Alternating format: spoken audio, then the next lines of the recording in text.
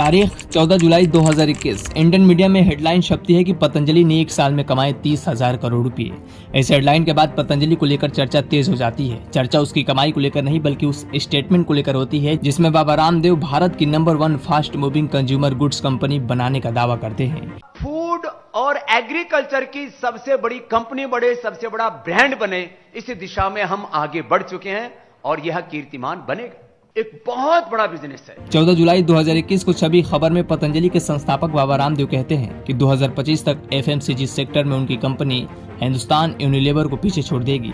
हालांकि इस खबर के बाद पतंजलि पीछे मुड़कर नहीं देखती और 28 अक्टूबर 2016 को इंडियन मीडिया एक और खबर को कवर करता है जिसकी हेडलाइन होती है पतंजलि की ऊंची छलांग बना देश का तीसरा सबसे ज्यादा विज्ञापन देने वाला ब्रांड। आखिरकार पतंजलि एक के बाद एक रिकॉर्ड बनाती है और लोगों के बीच शुद्ध आयुर्वेदिक की छवि बनाने में सफल रहती है। इसके लिए पतंजलि उन बड़े बड़े विज्ञापनों का सहारा भी लेती जो आज उसको संशय की स्थिति में डाल दिए हैं। दरअसल सुप्रीम कोर्ट ने योग गुरु रामदेव, उनके सहयोगी बालकृष्ण और पतंजलि आयुर्वेद को भ्रामक विज्ञापन मामले में सार्वजनिक तौर पर माफी मांगने की मांग की है। इस सुनवाई के दौरान रामदेव और बालकृष्ण दोनों मौजूद थे। उन्होंने व्यक्तिगत रूप से शीर्ष अदालत से बिना शर्त माफी भी मांगी, लेकिन उसके बावजूद सर्वोच्च न्यायालय ने कड़ी फटकार लगाते हुए उन्हें सार्वजनिक रूप से माफी मांगने का निर्देश दिया। अब आप सोच रहे होंगे कि ताल ठोककर दुनिया के सामने अपनी बात रखने वाले बाबा रामदेव आखिर कोर्ट में माफी क्यों मांग रहे हैं। दरअसल इस माफीनामे फैसले की कहानी कोरोना काल से शुरू होती है, जब दुनिया कमरे के 4 दीवारियों में कैद थी और खुद की इम्यूनिटी और कोविड की दवा खोजने में लगी थी।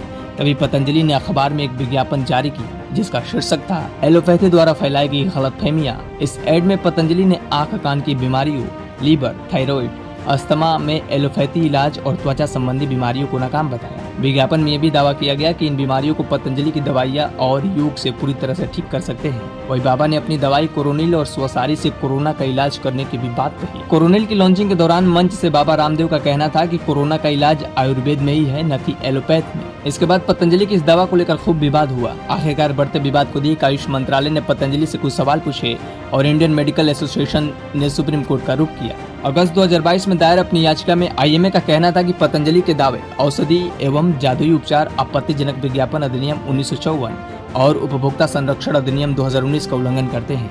IMA से जुड़ी इस याचिका को लेकर शीर्ष अदालत ने बाबा रामदेव और बालकृष्ण भट्ट से सार्वजनिक तौर पर माफी की मांग की है।